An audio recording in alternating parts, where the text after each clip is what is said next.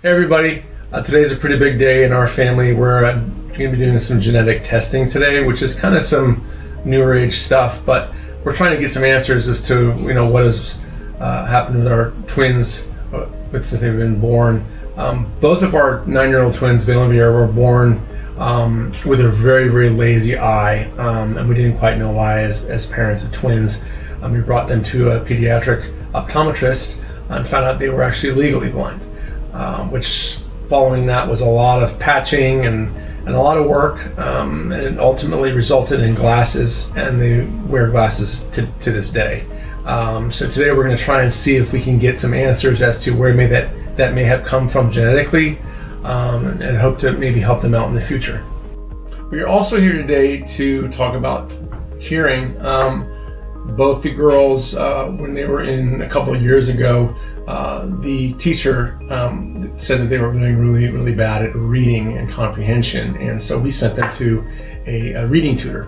The reading tutor said to us that we would suggest that you would go take your kids to an audiologist, and we did.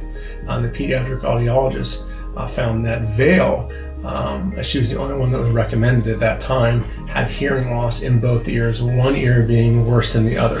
And she had specifically low tone hearing loss, which made myself feel really bad for thinking about all those years where I had yelled at her as she was walking away from me thinking she was ignoring me. In reality, she couldn't hear me. And so we got her hearing aids and she did much, much better. And then we thought, well, hey, they're twins. We probably should get Viera tested too. And lo and behold, Viera also had hearing loss in both ears, one ear worse than the other. And since then, their audiogram has kind of digressed. And it's kind of why we're here today. We'd like to figure out, if we could genetically, what may have led to that. And is there a cross component between hearing and vision loss, being that they have both, and they're twins and they both have the exact same thing, maybe at different degrees, but necessarily the same exact thing. So hopefully today we can get some answers on that and possibly help you guys out if you have the same problem in your family and figuring out how and what may have caused that.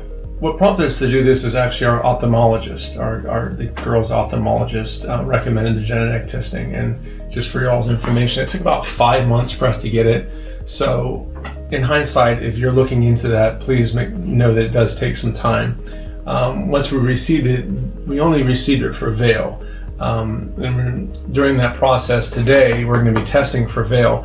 But the optometrist also said, since they're twins, test them both, and we'll get an appointment later on for Viera. But be interesting to see, like I said in previous video, what it is that it reveals to us and how that may help us or help you in the future. All right, so just a little bit more back information so that maybe if you have some additional questions, it'll clarify for you, or if you're going through this with your child, to kind of understand the genetic part just a little bit better. So of course we were referred, just Vale, from the pediatric ophthalmologist to our geneticist. Then we had an appointment with the geneticist, and she explained that Vale would be the primary person being tested, but we would also have swabs from Viera because she is her twin. And the way I understood it is Vale is kind of like the primary subject matter of the study. And so if we find an abnormality on her DNA strain or strand, it would then be looked at on Viera's DNA strand. However, if there's some abnormality this time on Viera's DNA strand, we wouldn't necessarily find it if it's not on Vale's, because we're going to be cross-referencing whatever we find on Vale's against Viera's. Once we get that appointment for Viera, which I think is going to be now in June, we will then have Viera be the subject matter, and then we'll test Vale against it, but of course we'll already have most of her information. So that's how I understood it with the appointment. Of course, genetics is a really complicated subject matter, but I think we're hoping to get some answers, but of course we might not get any answers at all. We might find answers to our questions, or we might find out information that maybe we weren't even looking for. Okay, so I just wanted to show you all our Gen DX kit that we got in the mail. They both came through just regular mail, and inside you're gonna get a card that you fill out with all your information. little instructions and also a QR code to watch a video on how to do it. You don't need to see the shipping label. You have your 2 specimen swabs, 1 for each cheek. And of course your biohazard bag, which you'll put the samples in after you're done. And then they also provide you a FedEx envelope to mail it back in. And then you just need to fill out your patient labels to label each specimen before putting everything back in the box and then putting it in the envelope and sending it back. Okay, Bill, you look a little bit nervous. You know, it's just basically a cotton swab. You see this right here? It's like a needle. No, it's no needle. You know what a Q-tip is, right? It's just a big Q-tip, and it's gonna go on the top part of your mouth, the bottom part of your mouth, and the middle part. And I'm gonna go back and forth. Yeah, so basically we'll pull your cheek over to the side a little bit like this, okay? It won't hurt, and I'll put the swab up here, and I'm gonna go back and forth 10 times, and then I'm gonna go down to the bottom, go back and forth 10 times, and then I'm gonna go to the side, go back and forth 10 times. At least 10 The times. needle? There's no needle, sweetie. It's just, look at that. You see? That's sharp. Nope, feel that, it's spongy. Okay, what's that purple stuff? This is some chemical that we're gonna put the swab into when we're done and seal it up. And I'm not really sure what the chemicals are, but it helps preserve your sample. But I need you to try not to wiggle too much because I'm not supposed to touch your teeth. So I'm gonna be up here, down here, and on the side. Up here, down here, and here. But I'm gonna try not to touch your teeth, okay? Now remember, I have to pull your cheek out just a little bit. Relax, just a little bit so that I can get it in your mouth, okay?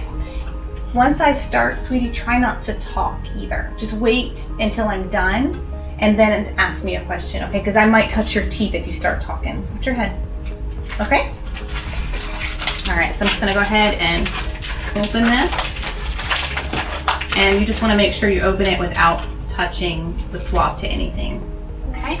So we're gonna go ahead, do this side first. And 1, 2, 3, 9, 10. You're doing great. Okay, now. Okay. 1, 2, 3, 9, 10. Do a couple more. All right, now last one. Open wide. We're gonna do the side of the cheek. 1, 2, 3, 9, 10. Awesome job.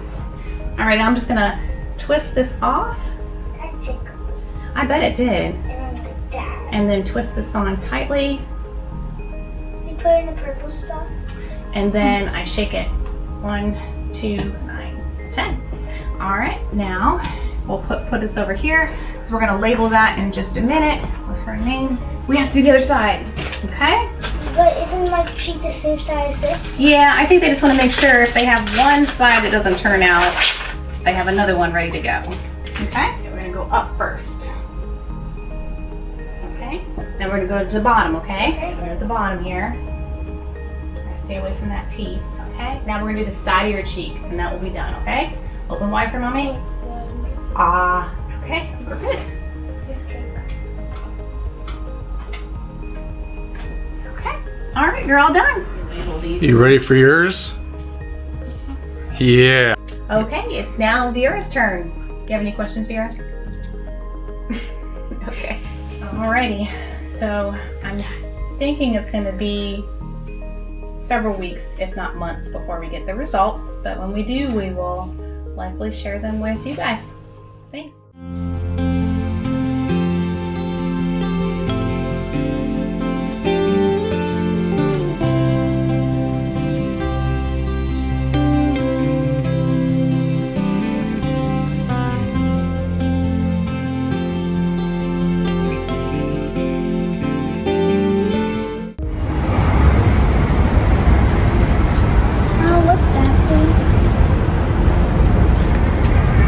Thing in the parking lot? Yeah. I want to take a look.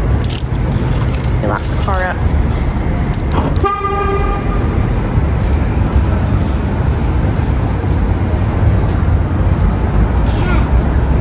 Oh, it's a cat.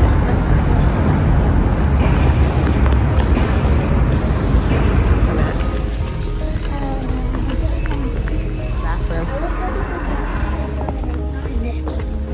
What's the fun room? They have a trampoline, a bar, I think. Where at? Oh, my physical therapy. Oh, in your physical therapy. All right, go ahead.